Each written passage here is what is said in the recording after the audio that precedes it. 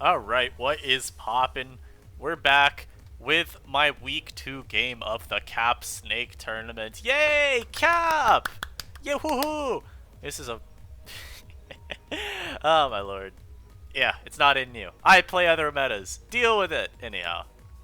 As you can look at my team, I was feeling a little different this week. Shoutouts to Lawson for the team. This shit went hard. He gave me a paste, pretty much, of like all his teams he had, and I saw an Arctozolt in there. I was like, yo, I want to bring Arctozolt, because this mon is just so cool. It's horrible, but like, stab Bolt Beam, and we saw what it did in you, and so I figured, alright, let's bring it to Cap. And I figured he'd have this stupid scale Pokemon. It's named Equilibra.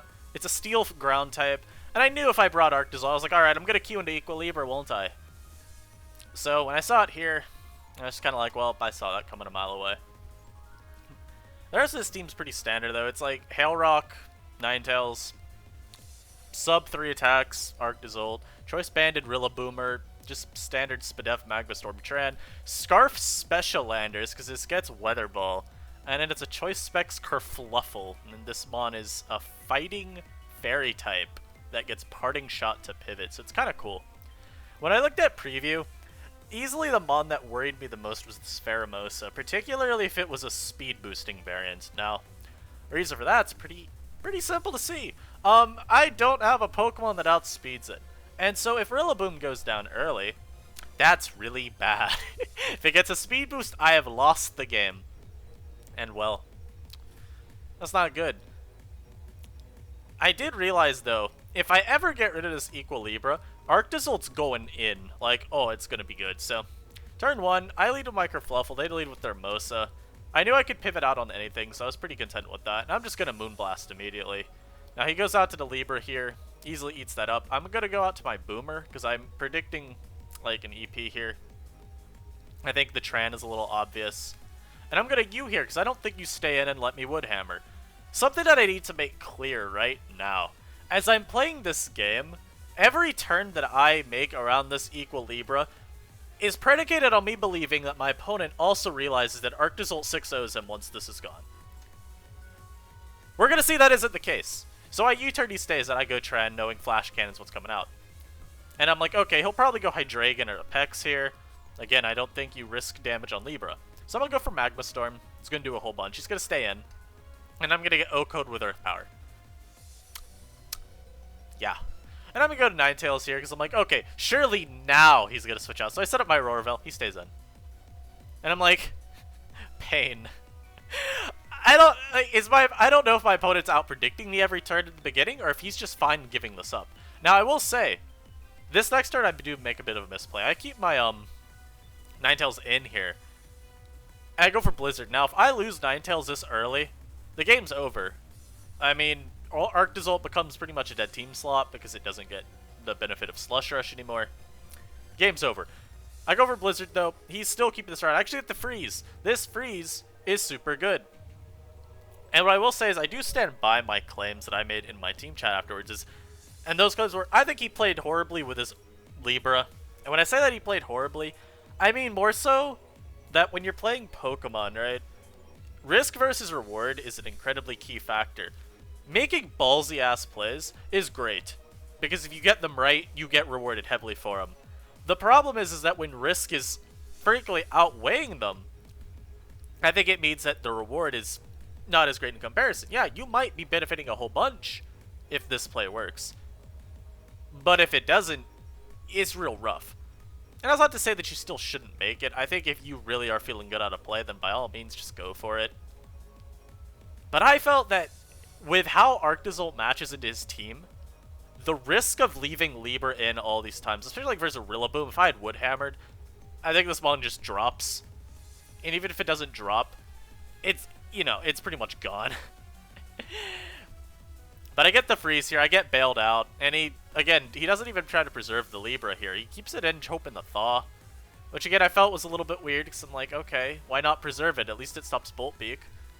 But no. But he just gives it to me here. So I'm content with that. It means Bolt Beak's free. Now here I make an interesting play. I go Rillaboom.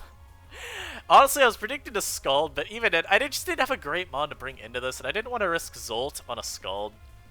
And my Ninetales does not have Freeze Dry, it's Aurora Veil, Blizzard, Hail, Hypnosis. So I go Rillaboom. I'm going to knock here, because I figure he probably doesn't want to take a Wood Hammer. And he reveals Poison Jab. I'm guessing he thought that CM Clef was a big issue for his team. And honestly, yeah, Calm Mind Clefable kind of goes in, so that kind of tech was always a risk. But it's just so uncommon that I didn't really stop to consider it. But now I get Zoltan. This is a free Bolt Beak. I do 5 million into the Clefable. And unfortunately here, this is a damage roll. Obviously, I would have needed to get the same roll twice here. But I know he can't do anything. I'm just hoping he isn't Flamethrower at this point. I stay in, knowing that if he's not Flamethrower, then I'm cool. I can just Bolt Beak again. And since I will just be faster, I get the Bolt Beak. Now do note, because, again, this is why I think the Libra sequence was so rough for him. He can't even waste Hail turns of mine. And now I'm going to go into Lando here because I'm figuring he doesn't have a great move. He actually ends up being offensive Zapdos. I make a pretty horrible play here. Actually, it's a fine enough play. But I hard Kerfluffle in. I get Hurricaned. That's not great. But it does give me my Hail, and I think what I wanted was free Hail. Now I'm going to just double into my Zolt here. No, I'm not. Oh, I just Blizzard. Would that have even KO'd this? I don't think it would have. You'll see a play later in the game that makes me think that this mon could have lived that too. So I Blizzard. I guess expecting him to want to switch. That's my bad for forgetting that. And then this is a free Hypnosis. And this also means that, again, Arctozolt's going to come out.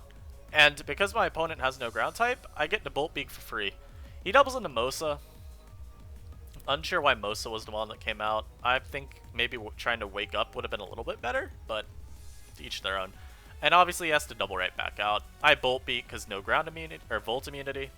And right here, I could have subbed, but I didn't want to risk this waking up.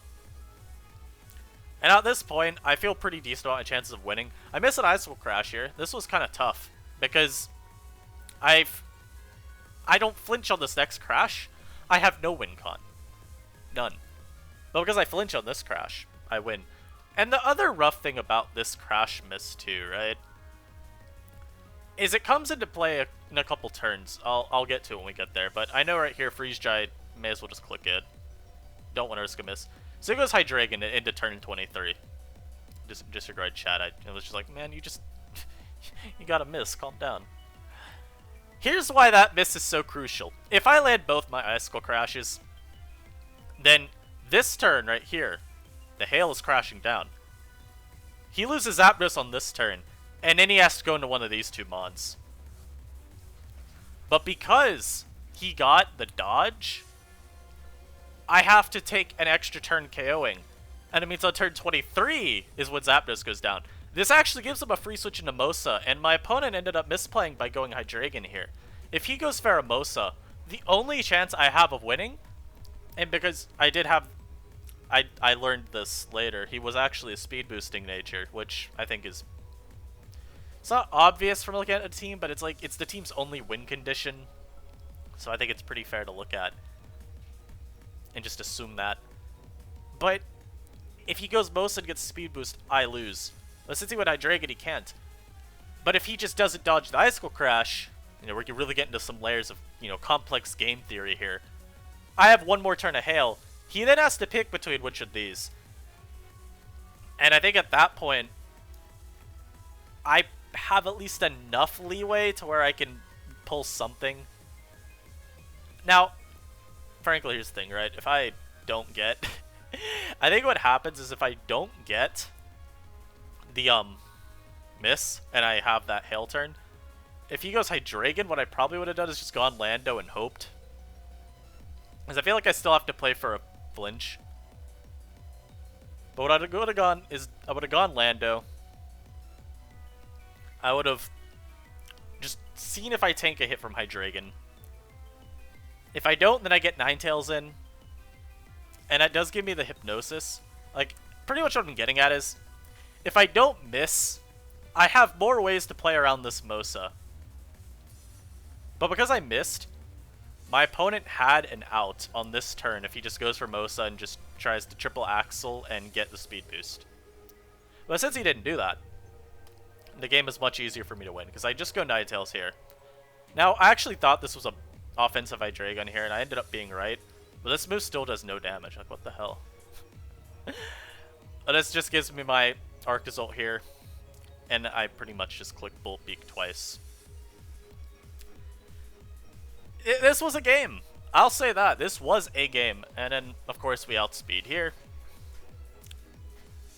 But, like, those last 5 or so turns, I feel you could change up just a few plays, a few bits of, you know, luck, and you get so many different in-game sequences. You get him winning plenty of times. You get me winning, I think, a couple more times.